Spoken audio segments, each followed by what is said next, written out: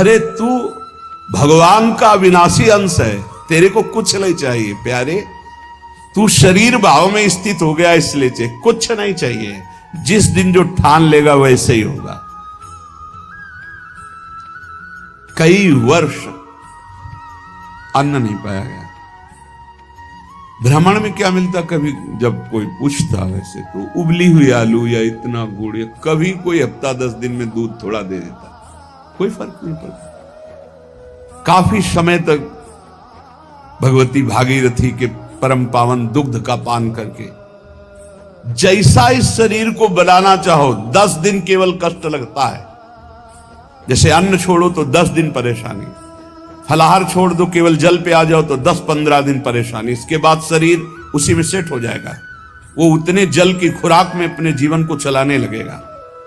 सच्ची मानिए, ये अच्छे अच्छे पदार्थ खाकर सुविधाजनक जीवन व्यतीत करके वो उच्च कोटि की अध्यात्म की ऊंचाई बहुत कठिन, बहुत कठिन। लालसा तो बहुत ऊंची करते हैं, लेकिन आचरण हमारे अगर ठीक नहीं है, हमारी वैसी लालसा के अनुसार साधना नहीं है, वैसे हम चल नहीं रहे, तो कैसे लालसा पूर्ण होगी? समझो पहले। देहूति जैसी पत्नी के लिए 10,000 वर्ष तक करदम जी को तपस्या करनी पड़ी थी। भगवान प्रकट हुए थे तब महाराज आदि सम्राट मनुष्य रूपा से प्रकट हुई देहूति जी। बोले जो मंद बुद्धि वाले हैं, अच्छा खाने को मिल रहा है, सुविधाजनक रहने को मिल रहा है, दिन कट रहा है, दिन काटने के लिए मिला है। अरे एक एक मिनट सार्थक करने के लिए, काटने के लिए नहीं। दांती पीस के भजन होता है। देखो हम बताएं तुम्हें अनुभव की बात, 10-5 मिनट भजन में मन लग जाएगा जो अच्छा अभ्यास किए हो। शब्द याद रखो, या हम खाई पी बातें कहते हैं। अगर भजन का अभ्यास अच्छा कर रहे हो तो 10-5 मिनट, बहुत बहुत 20 मिनट घसीट ले। इसके बाद वो संकल्प विकल्प खड़ा करेगा, बेमतलब की बातें सामने, और भजन को रोकने की कोशिश करेगा। चलाओ, एक मंत्र चलाना, दूसरा नहीं चलाना, एक पकड़ लो मंत्र। 20 मिनट के अंतर्गत आप हमारे अनुभव को देख लेना।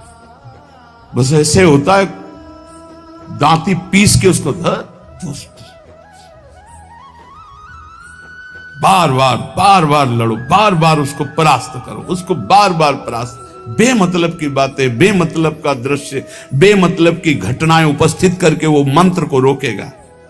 चलाओ, ये भगवत मार्ग की बात कह रहा हूं।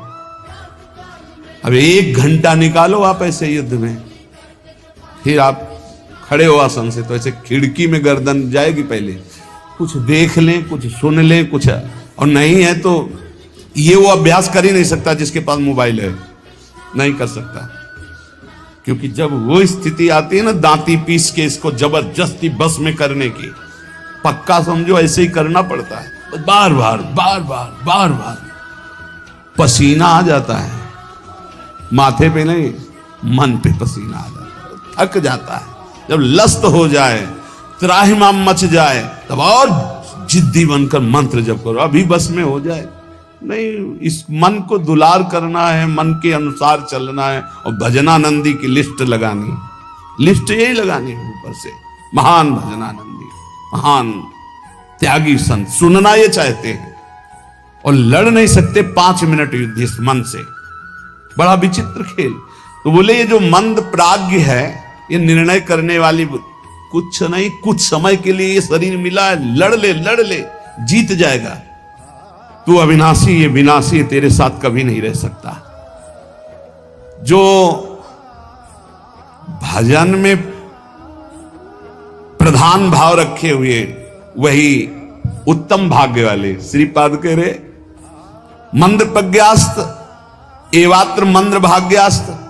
अगर मंद बुद्धि तो मंद भाग्य, और तीव्र बुद्धि आप भजन के लिए निकले। भजन जब हम देखा कि शून्य जैसा हो गया मन, न मंत्र पकड़े, न नाम पकड़े, न कुछ नहीं, बस जिद, वो भी जिद्दी है। अरे तूफान को रोक लेना सहज है, हिमालय को उठा लेना सहज है, लेकिन मन को रोक लेना, ऐसा हमने योग वासिष्ठ में पढ़ा है। अब वो शून्य हो गया। जब जिद की, शून्य हो गया, ना मंत्र पकड़ रहा है ना कुछ पकड़, एकदम खड़े हो गए, पद गायन शुरू किया। अब तेरी जरूरत ही नहीं। तब वो धीरे धीरे धीरे फिर हाथ उठा दिया।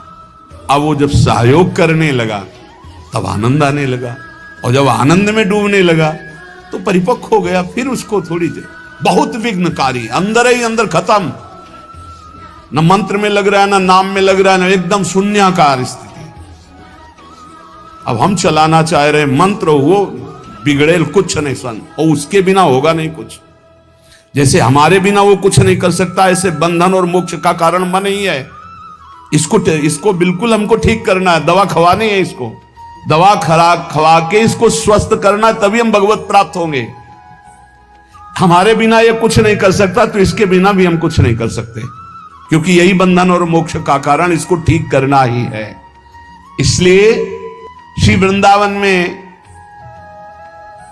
यदि आपको आने को मिला है, सत्संग मिला, धामवास मिल रहा है, अब मन से तुमको निकालनी लोक चिंता ना, नो धर्म चिंता ना देहगा, खाली करो, यही करना है। लोक चिंता नहीं होनी चाहिए, कल क्या होगा, आज का तो काम चल गया, अगला महीना कैसे काम चलेगा, ये अगर चिंता है तो तुम्हें भगवान का भरोसा नहीं। ये भजन के समय ज्यादा प्रपंच रचेगा, किसका देना है, किसका लेना है, किसने कब 10 साल पहले किसने गाली दी थी, 10 साल पहले, वो सब याद करवाएगा। मन जलेगा। नहीं, देखो ना, यही करता है। आप जब बिल्कुल एकाग्रता पूर्वक टीवी देखते हुए तो फिर बढ़िया है, फिर कोई परेशानी नहीं। एक कुर्सी में और आदमी बैठा लो, फिर माला ले लो, कोई परेशानी नहीं। ये हम उनकी बात कह रहे हैं जो असंग होकर मंत्राकार वृत्ति कर रहे हैं, उनकी। तब इसकी असलियत समझ में आती कि मन हमारा इस समय दोस्त है या दुश्मन।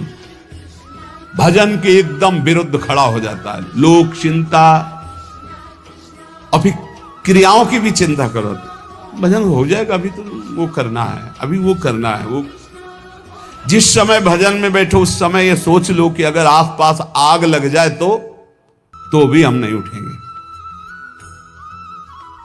आसपास आग लगी हो तो भी नहीं उठेंगे। योगक्षेमम वहाम में हम करने वाले भगवान मुझे उठाया के या आग को शीतल करें, उनका विषय है।